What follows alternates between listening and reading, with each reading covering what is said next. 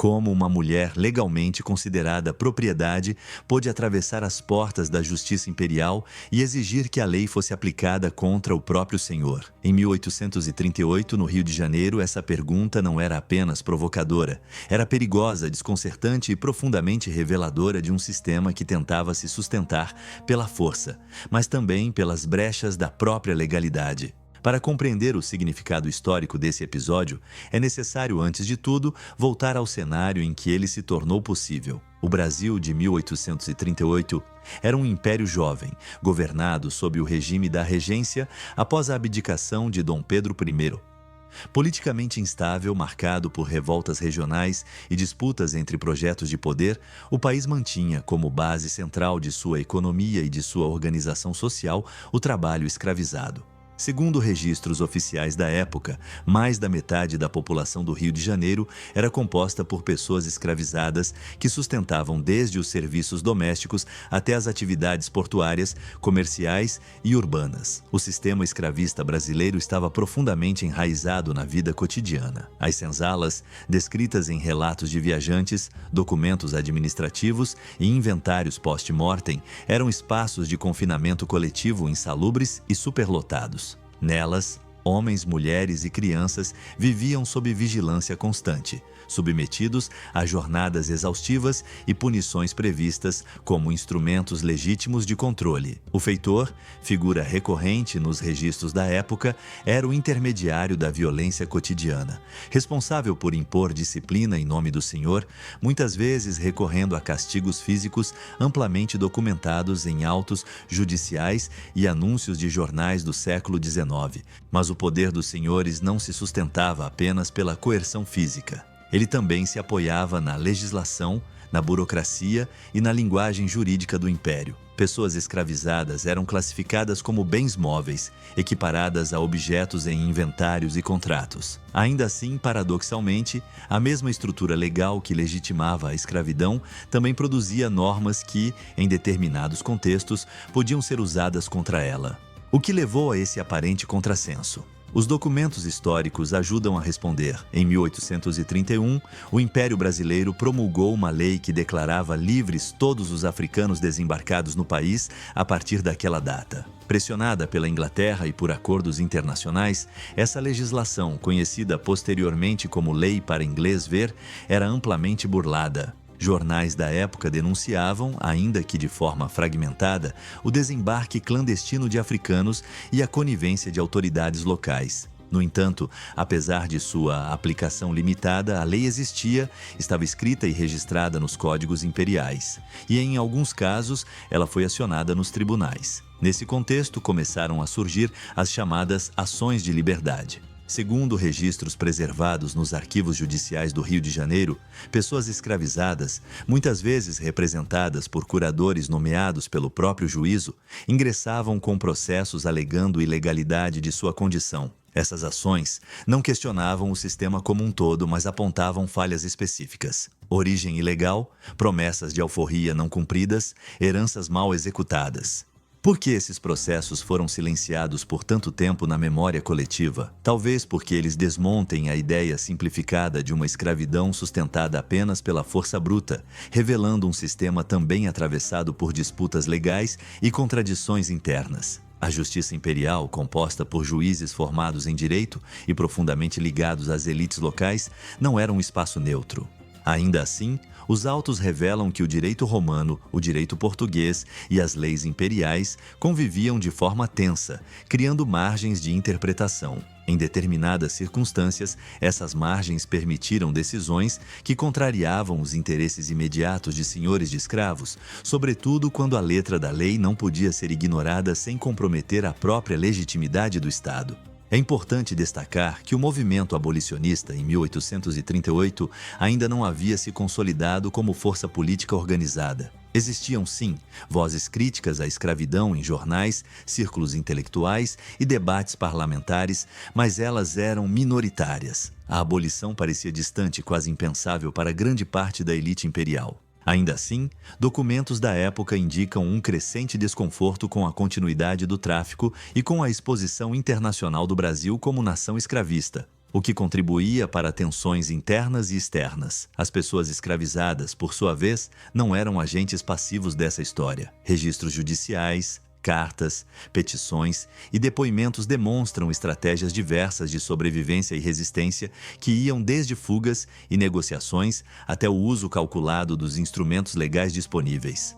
Quando uma mulher escravizada decide recorrer à justiça, o que os documentos históricos realmente revelam sobre sua compreensão do mundo em que vivia? Eles mostram alguém atento às promessas não cumpridas da lei, consciente das contradições do sistema e disposto a expor essas fissuras diante do próprio Estado. Ao longo deste vídeo, acompanharemos um desses casos documentados ocorrido no Rio de Janeiro em 1838, em que uma mulher escravizada enfrentou juridicamente seu senhor e venceu.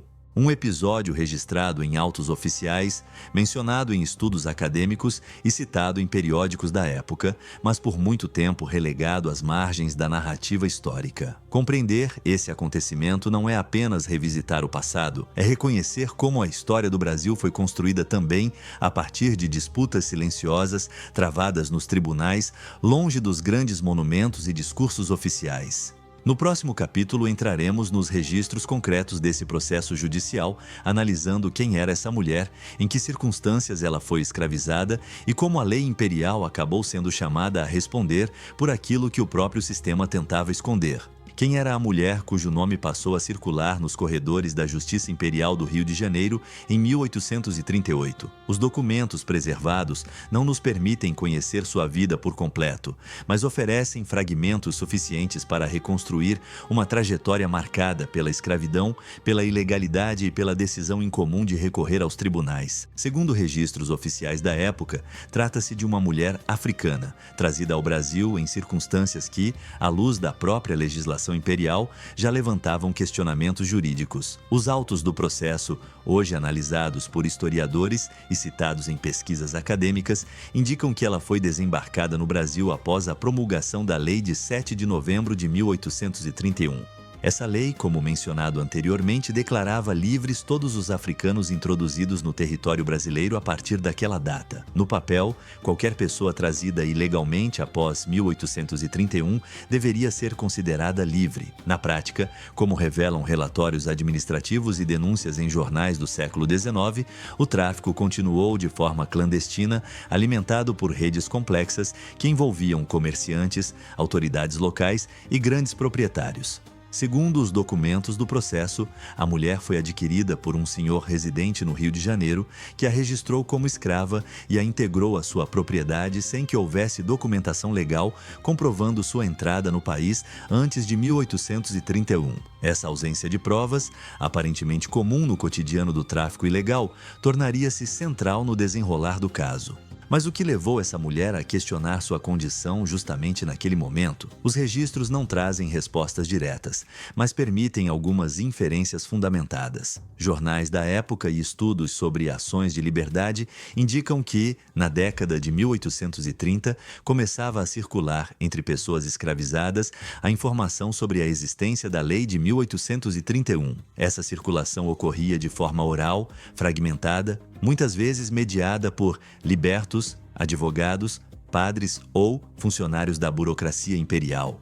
Não se tratava de um conhecimento jurídico formal, mas de uma percepção clara. Havia uma lei que poderia ser usada como argumento. O que os documentos históricos realmente revelam é que essa mulher não apenas ouviu falar da lei, mas entendeu que sua própria história se encaixava nela. Para que uma pessoa escravizada ingressasse com uma ação judicial, era necessário que o juiz nomeasse um curador, figura prevista no ordenamento jurídico imperial. O curador era responsável por representar legalmente o escravizado, já que este não era considerado plenamente capaz perante a lei. Nos autos do processo de 1838, consta a nomeação de um curador que apresentou a petição inicial, argumentando que a escravização da autora era ilegal por violar a lei vigente. Essa formalidade, registrada em linguagem jurídica precisa, revela que o caso seguiu os trâmites oficiais, sem improvisos ou exceções. O senhor da mulher, por sua vez, apresentou defesa. Segundo os registros judiciais, ele alegou posse legítima, costume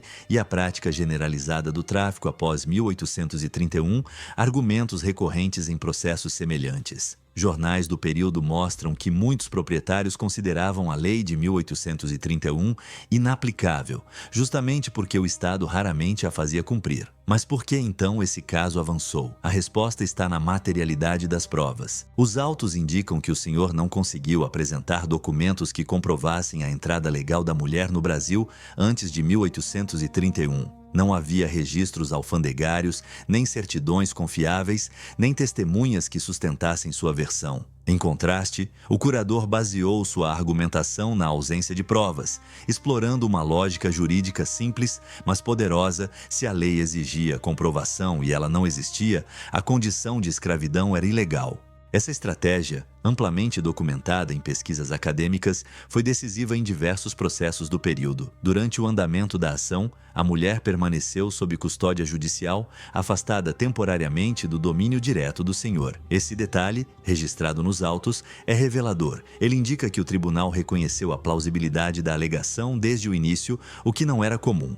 O que levou o juiz a adotar essa postura? Os documentos não explicitam motivações pessoais, mas mostram uma aplicação rigorosa da lei escrita, algo que, naquele contexto, podia funcionar como afirmação da autoridade do Estado frente aos interesses privados. O processo se desenrolou ao longo de meses com troca de petições, manifestações do curador e da defesa e análise das provas apresentadas. Não há nos registros qualquer menção a discursos morais ou humanitários. A decisão final, como mostram os autos, foi fundamentada exclusivamente na legalidade. O tribunal reconheceu que a mulher havia sido introduzida no Brasil em desacordo com a lei de 1831 e, portanto, não poderia ser mantida em cativeiro. Quando a sentença foi proferida, ela determinou a liberdade da autora. Jornais do século XIX mencionam decisões semelhantes de forma discreta, muitas vezes em notas curtas, sem destaque.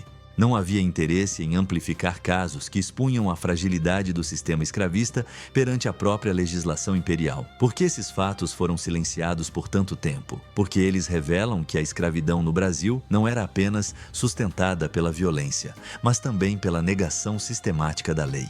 Este capítulo nos permite enxergar a mulher não como exceção isolada, mas como parte de um conjunto maior de ações que colocaram o Estado diante de suas contradições.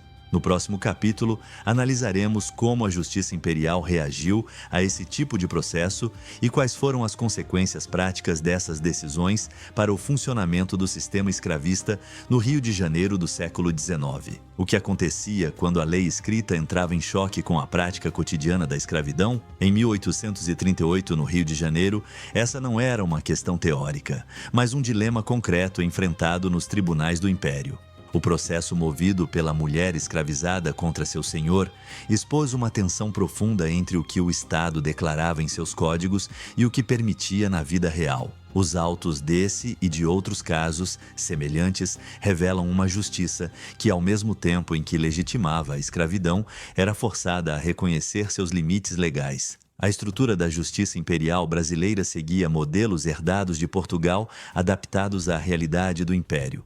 Juízes de direito, desembargadores e promotores atuavam em um sistema hierarquizado no qual a interpretação da lei tinha papel central. Segundo registros administrativos e manuais jurídicos da época, esses magistrados eram, em sua maioria, homens pertencentes às elites letradas, frequentemente ligados por laços familiares e econômicos aos próprios senhores de escravos. Ainda assim, eles operavam dentro de um arcabouço legal que exigia fundamentação formal para cada decisão.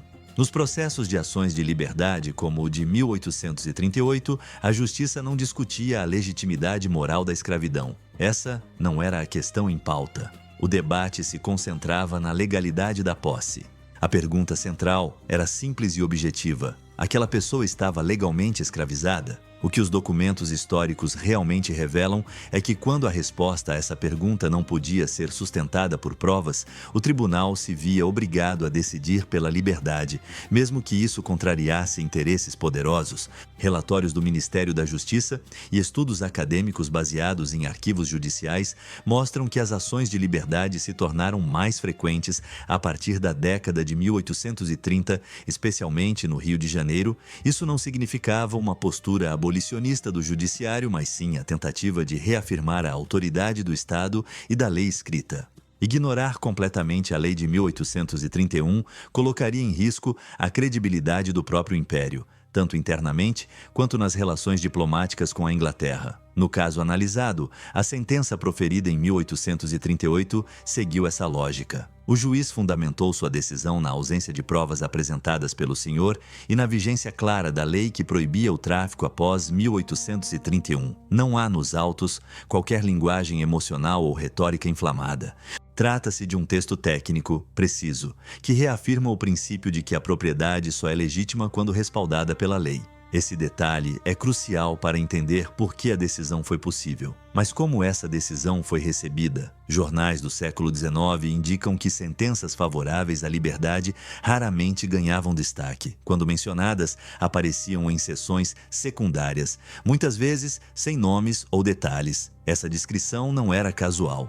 Divulgar amplamente tais decisões poderia incentivar novas ações judiciais, algo que preocupava proprietários e autoridades locais. Por que estimular questionamentos sobre a legalidade de milhares de cativeiros em uma cidade cuja economia dependia da escravidão? Ao mesmo tempo, documentos internos da administração imperial revelam um desconforto crescente. Relatórios oficiais mencionam o aumento de litígios envolvendo escravizados e alertam para a necessidade de ordem e estabilidade social.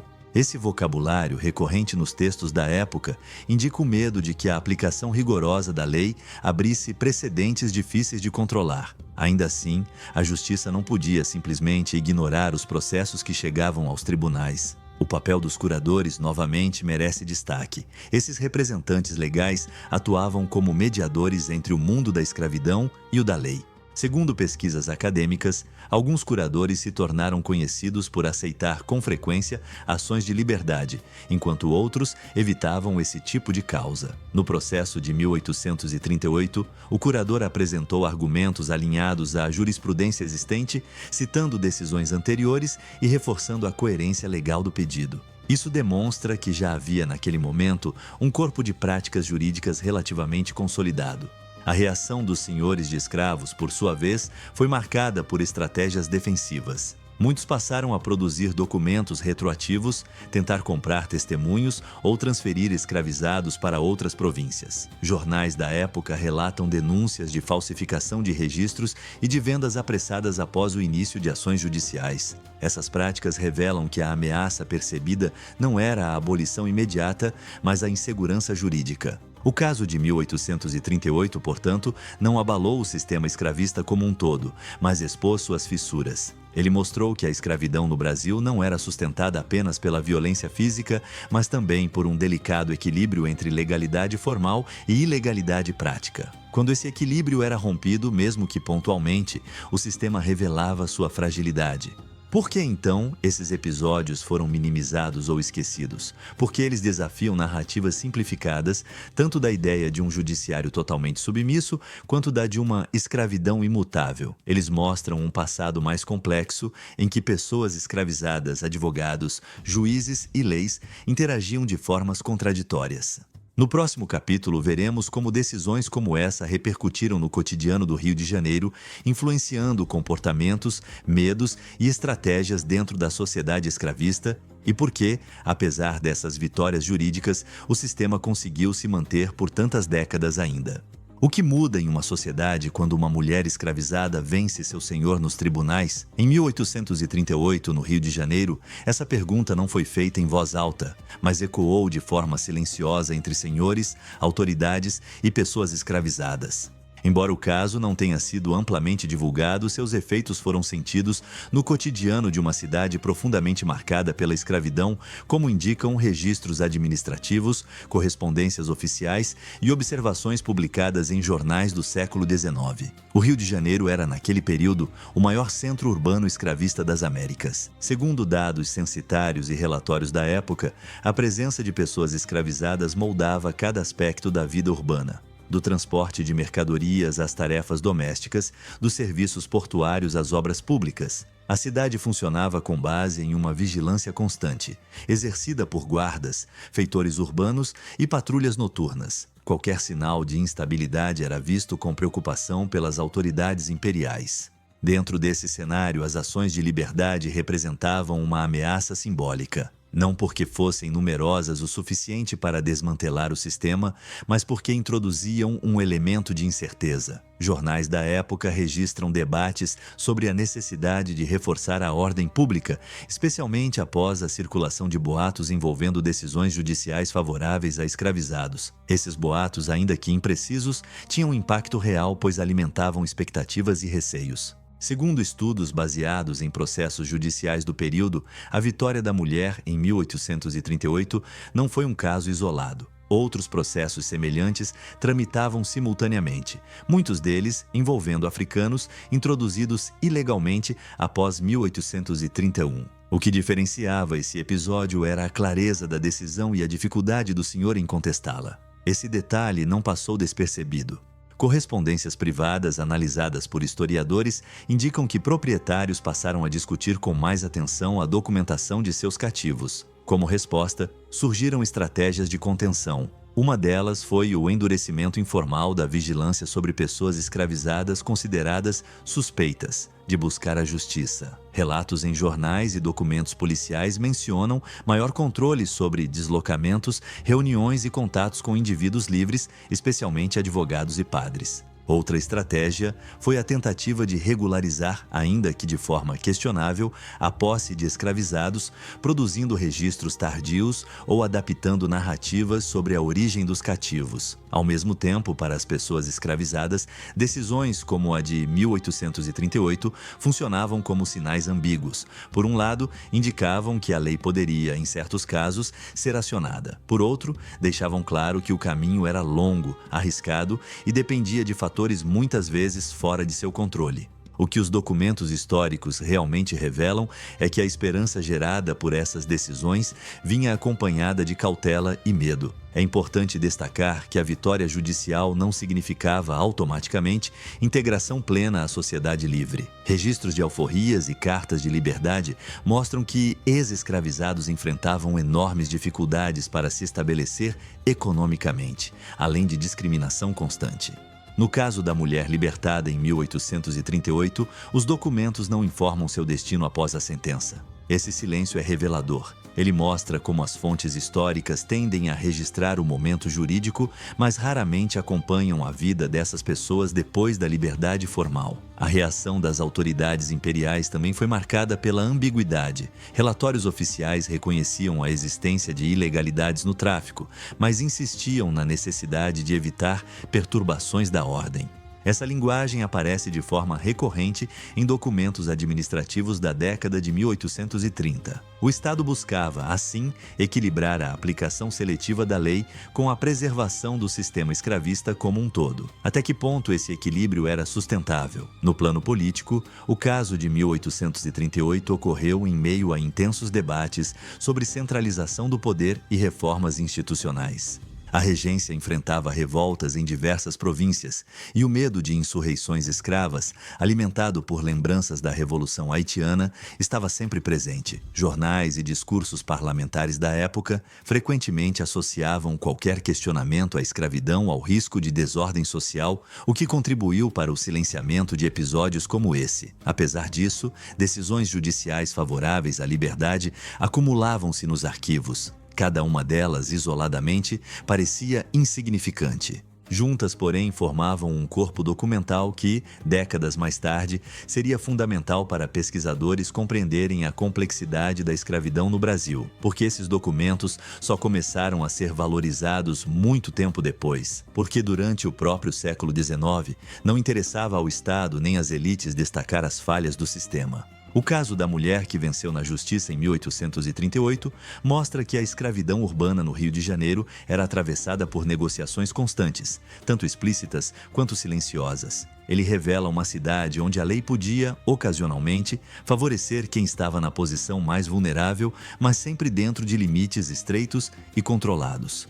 No próximo capítulo, voltaremos aos arquivos para examinar como esse e outros processos foram reinterpretados pela historiografia e de que forma pesquisadores passaram a enxergar essas ações judiciais como fontes centrais para entender a experiência escrava no Brasil imperial.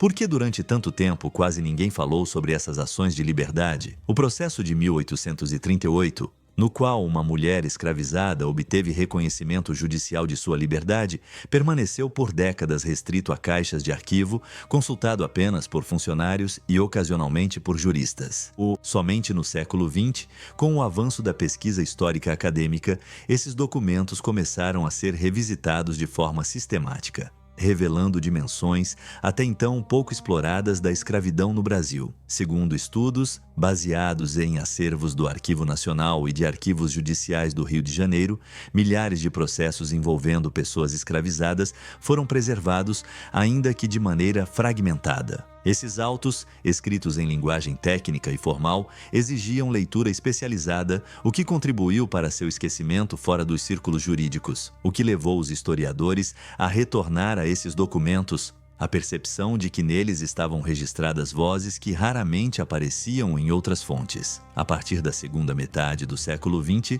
pesquisas acadêmicas passaram a analisar as ações de liberdade como fenômeno social e jurídico. Historiadores e juristas, utilizando metodologias rigorosas, começaram a cruzar processos judiciais com registros de batismo, inventários, anúncios de jornais e correspondências oficiais. Essa abordagem permitiu reconstruir trajetórias individuais e padrões coletivos. No caso do processo de 1838, estudos indicam que ele se encaixa em um conjunto maior de ações movidas por africanos ilegalmente introduzidos após 1831. Os arquivos revelaram algo fundamental. As pessoas escravizadas tinham uma compreensão prática do funcionamento da justiça. Embora não dominassem a linguagem jurídica formal, sabiam identificar oportunidades legais. Documentos analisados por pesquisadores mostram que muitos autores dessas ações sabiam informar datas aproximadas de chegada ao Brasil, nomes de navios ou locais de desembarque, detalhes cruciais para a argumentação legal. Isso desafia a imagem, por muito tempo difundida, de um escravizado totalmente alheio às estruturas do Estado. No processo de 1838, os autos registram depoimentos indiretos e referências à origem africana da mulher, elementos que foram fundamentais para a decisão. Ao revisitar esses documentos, historiadores destacaram a precisão com que o curador construiu o argumento, mas também chamaram atenção para a coerência interna da narrativa apresentada. O que os documentos históricos realmente revelam é uma interação complexa entre conhecimento empírico, mediação jurídica e aplicação seletiva da lei. Outro ponto central revelado pelos arquivos é o papel do silêncio. Muitos processos terminam abruptamente, sem informações sobre o destino final das pessoas libertadas. Esse silêncio não é casual. Ele reflete a lógica administrativa da época, que se concentrava na resolução do litígio, não na vida posterior dos envolvidos. Para os pesquisadores, esse vazio documental é tão significativo quanto os registros existentes, pois evidencia os limites da liberdade conquistada. As pesquisas também mostraram que a Lei de 1831, embora frequentemente descrita como ineficaz, teve efeitos concretos em determinados contextos. A vitória judicial de 1838 é um exemplo claro disso. Segundo análises acadêmicas, o simples fato de a lei existir criou um repertório de argumentos que pôde ser acionado ao longo de décadas. Essa constatação não diminui a violência do sistema, mas ajuda a compreender suas contradições internas. Por que essas descobertas demoraram tanto a chegar ao público mais amplo? Em parte, porque a historiografia brasileira por muito tempo privilegiou grandes eventos, figuras políticas e leis gerais, deixando de lado o cotidiano dos tribunais. Além disso, o acesso aos arquivos nem sempre foi fácil e a leitura desses documentos exige formação específica. Somente com a consolidação dos estudos sobre escravidão, a partir dos anos 1970 e 1980, essas fontes passaram a ser valorizadas. O caso de 1838 passou então a ser citado em artigos acadêmicos, teses e livros como exemplo da atuação jurídica de pessoas escravizadas. Ele não é apresentado como exceção heróica, mas como parte de um padrão documentado. Essa abordagem é importante porque evita tanto a romantização quanto a invisibilização. A mulher que processou seu senhor não é tratada como símbolo isolado, mas como agente inserida em um contexto específico. Ao trazer esses processos à luz, a historiografia contribuiu para uma revisão profunda da forma como a escravidão brasileira é compreendida. Ela mostrou que o sistema não era monolítico, mas permeado por disputas, negociações e conflitos legais. Essa compreensão mais complexa permite conectar o passado ao presente de forma mais responsável. No próximo capítulo, exploraremos como essas interpretações acadêmicas dialogam com a memória coletiva e por que episódios como o de 1838 ainda enfrentam resistência quando são incorporados ao debate público sobre a história do Brasil. Por que histórias como a da mulher que venceu seu senhor na justiça em 1838 ainda são pouco conhecidas fora dos círculos acadêmicos? A resposta passa pela forma como a sociedade brasileira construiu sua memória sobre a escravidão e, sobretudo, pelo que foi deixado de fora dessa narrativa. Documentos oficiais, registros judiciais e jornais do século XIX sempre estiveram disponíveis, mas a escolha do que lembrar e do que esquecer é também um processo histórico. Durante grande parte do século XX, a escravidão no Brasil foi frequentemente apresentada de maneira simplificada, ora como um sistema relativamente brando, ora como uma instituição distante e desconectada do presente. Essa visão foi reforçada por manuais escolares, discursos oficiais e produções culturais que privilegiaram a ideia de conciliação e apagaram conflitos. O que levou a esse silenciamento, segundo pesquisas acadêmicas, reconhecer a existência de ações judiciais movidas por pessoas escravizadas confrontava diretamente a imagem de um sistema estável e consensual. Os processos de liberdade, como o de 1838, expõem uma escravidão urbana atravessada por tensões legais e sociais. Eles mostram que o Estado não era apenas um agente distante, mas um ator envolvido na regulação cotidiana da escravidão. Incorporar essas histórias à memória coletiva exige admitir que a legalidade imperial conviveu com a ilegalidade sistemática, especialmente após a proibição do tráfico. Essa constatação é incômoda, pois revela responsabilidades institucionais que vão além de indivíduos isolados. Jornais do final do século XIX e início do século XX raramente retomaram esses casos. Quando o faziam, era de maneira pontual e descontextualizada. O foco deslocava-se para a abolição de 1888 como evento final e redentor, obscurecendo os conflitos e disputas que a antecederam. Por que valorizar apenas o desfecho e não o processo? Os documentos históricos realmente revelam que a abolição foi resultado de uma longa acumulação de pressões, resistências e contradições, nas quais as ações de liberdade tiveram papel significativo. A mulher libertada em 1838 não teve seu nome transformado em símbolo nacional.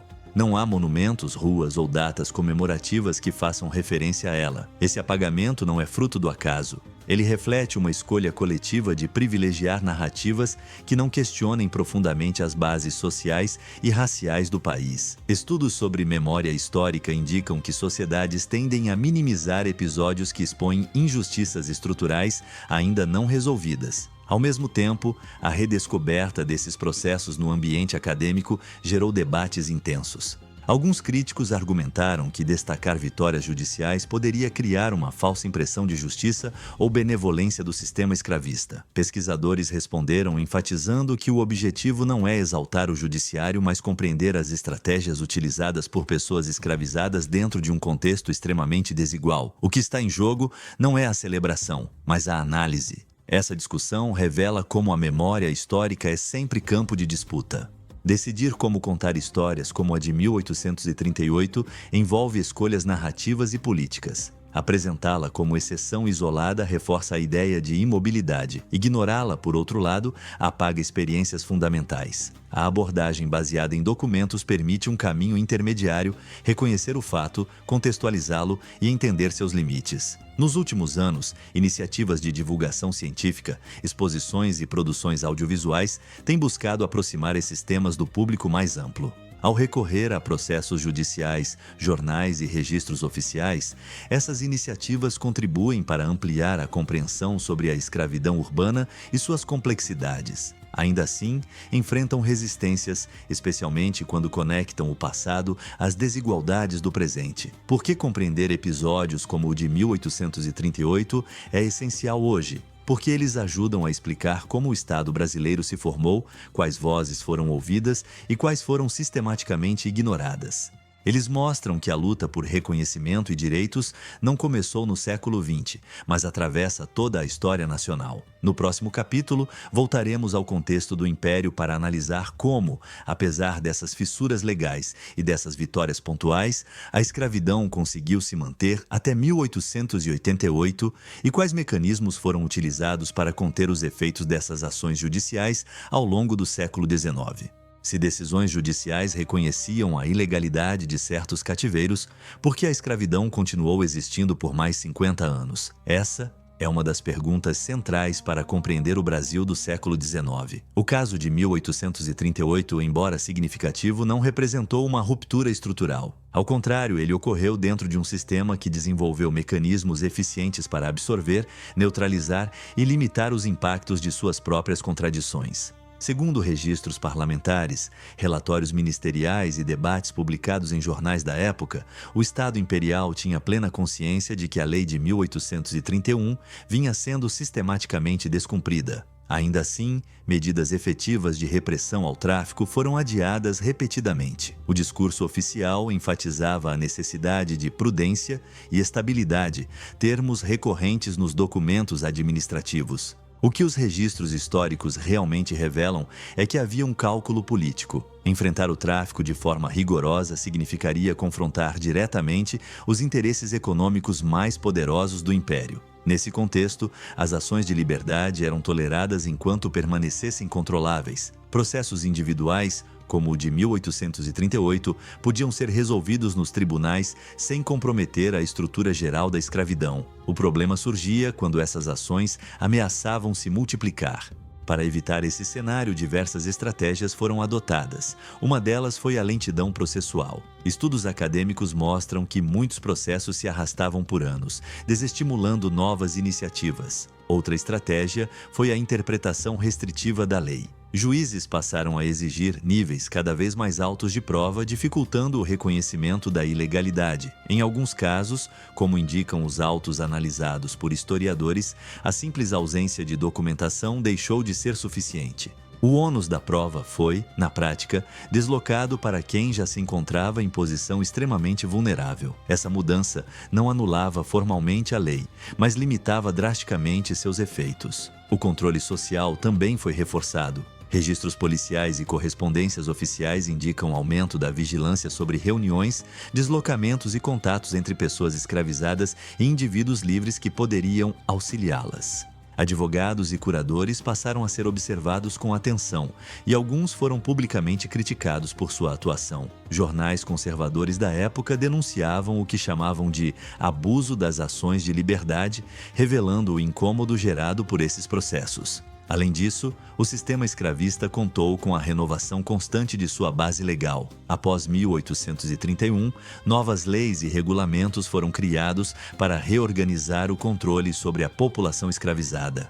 Embora não revertessem formalmente a proibição do tráfico, essas normas buscavam reforçar a autoridade senhorial e a ordem pública. O resultado foi um emaranhado jurídico que, segundo pesquisadores, dificultava a aplicação consistente de qualquer legislação contrária à escravidão. O caso da mulher libertada em 1838, portanto, deve ser entendido como exceção possível dentro de limites bem definidos. Ele mostra que a lei podia funcionar, mas apenas quando não ameaçava interesses estruturais. Essa seletividade ajuda a explicar por que tantas pessoas escravizadas continuaram presas a cativeiros ilegais mesmo após a proibição do tráfico. A existência da lei não significava sua aplicação universal. Ainda assim, essas fissuras tiveram efeitos cumulativos. Ao longo das décadas seguintes, o número de pessoas libertadas por via judicial aumentou, ainda que lentamente. Cada decisão favorável criava precedentes, alimentava debates e expunha incoerências. O sistema sobrevivia, mas não sem custos. Relatórios oficiais do final do século XIX revelam crescente preocupação com a legitimidade da escravidão no cenário internacional e interno. Por que então a escravidão só foi formalmente abolida em 1888? Porque sua sustentação dependia de uma combinação de fatores econômicos, políticos e sociais que só se desarticularam plenamente no final do século.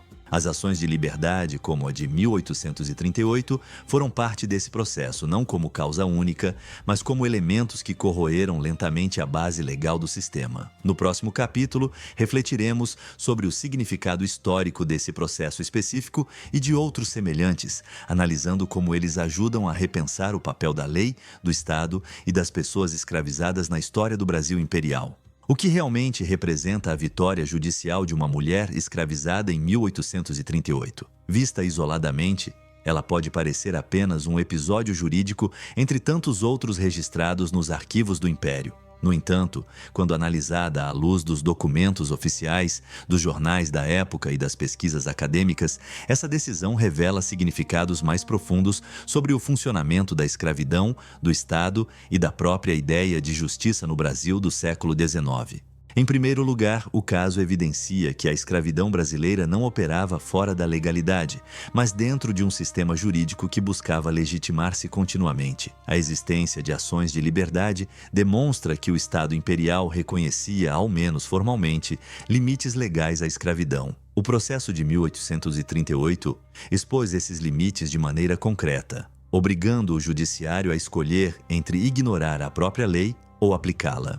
Segundo os registros, a escolha foi pela aplicação estrita do texto legal, ainda que de forma pontual. Essa vitória não deve ser interpretada como sinal de justiça ampla ou benevolência institucional. Pesquisas acadêmicas ressaltam que o acesso à justiça era profundamente desigual e dependia de circunstâncias específicas, como a ausência de documentação por parte do senhor e a atuação de um curador disposto a levar o caso adiante. O que os documentos históricos realmente revelam é que a liberdade conquistada foi resultado de uma conjunção rara de fatores, não de um reconhecimento generalizado de direitos. Ainda assim, o significado simbólico do caso é inegável.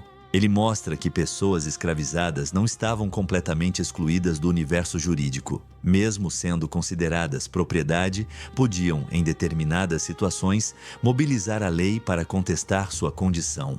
Essa constatação desafia narrativas que apresentam a escravidão como um sistema absolutamente fechado e imutável. Ao contrário, ela era permeada por disputas, ainda que profundamente assimétricas. O caso de 1838 também ajuda a repensar o papel do Estado. Longe de ser um agente homogêneo, o Estado imperial aparece nos documentos como espaço de tensões entre interesses privados, pressões internacionais e a necessidade de preservar sua própria autoridade.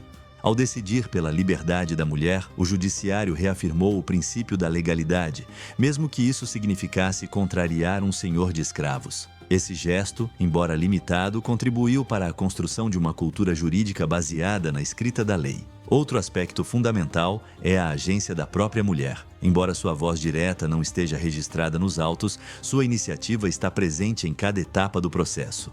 Pesquisadores destacam que a decisão de buscar a justiça implicava riscos consideráveis, incluindo represálias e incertezas. O fato de ela ter seguido esse caminho indica uma leitura atenta de seu contexto e uma aposta calculada nas brechas do sistema. Reconhecer essa agência é essencial para compreender a experiência escrava para além da vitimização. Porque então, essa história demorou tanto a ser incorporada à narrativa nacional? Porque ela exige uma abordagem mais complexa do passado.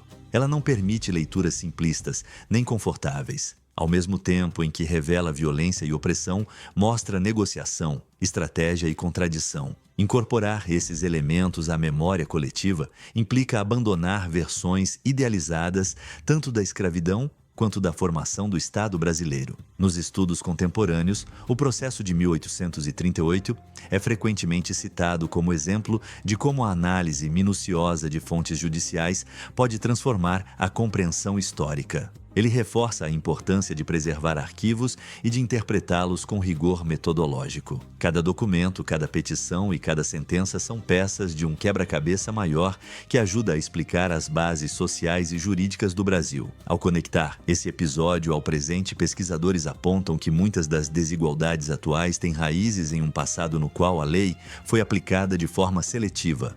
Entender como a legalidade funcionou na escravidão é fundamental para compreender desafios contemporâneos relacionados à justiça, cidadania e direitos. Não se trata de estabelecer paralelos simplistas, mas de reconhecer continuidades estruturais. No próximo e último capítulo, encerraremos essa narrativa refletindo sobre a importância de conhecer a história como ela realmente foi, destacando o papel da educação histórica e da preservação da memória na construção de uma sociedade mais consciente de seu passado. O que significa, afinal, contar a história de uma mulher escravizada que venceu seu senhor na Justiça Imperial em 1838? Mais do que relembrar um episódio específico, esse relato nos convida a refletir sobre a importância de olhar para o passado com atenção, rigor e responsabilidade. Os documentos oficiais, os registros judiciais, os jornais do século XIX e as pesquisas acadêmicas não apenas registram fatos. Eles preservam experiências que, por muito tempo, foram mantidas à margem da memória coletiva. Ao longo desta narrativa, vimos como o sistema escravista brasileiro era sustentado por uma combinação de violência, legalidade seletiva e silêncio institucional. O caso ocorrido no Rio de Janeiro em 1838 revelou que, mesmo dentro desse sistema, existiam contradições profundas. A lei que proibia o tráfico de africanos coexistia com sua violação cotidiana. A justiça que legitimava a escravidão era, ocasionalmente, obrigada a reconhecer seus limites. E pessoas escravizadas, apesar de todas as restrições impostas, encontravam formas de agir dentro desse cenário. Segundo os registros históricos analisados, a vitória judicial dessa mulher não foi um gesto isolado nem um milagre jurídico.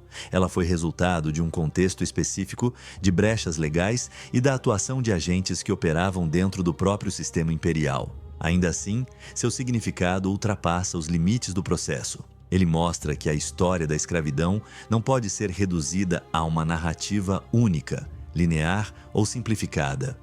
Por que é essencial recuperar episódios como esse? Porque eles ajudam a compreender como se formaram as bases sociais, jurídicas e raciais do Brasil contemporâneo. Eles revelam que a desigualdade não é fruto do acaso, mas de escolhas históricas, muitas vezes registradas de forma precisa nos arquivos do Estado. Ignorar essas histórias significa aceitar versões incompletas do passado que dificultam a compreensão do presente. Os documentos da época deixam claro que o sistema escravista foi mantido por décadas não apenas pela força, mas pela normalização da injustiça. A lei existia, mas sua aplicação era seletiva. A justiça funcionava, mas dentro de limites impostos por interesses econômicos e políticos. Reconhecer isso não é um exercício de condenação moral anacrônica, mas de análise histórica fundamentada.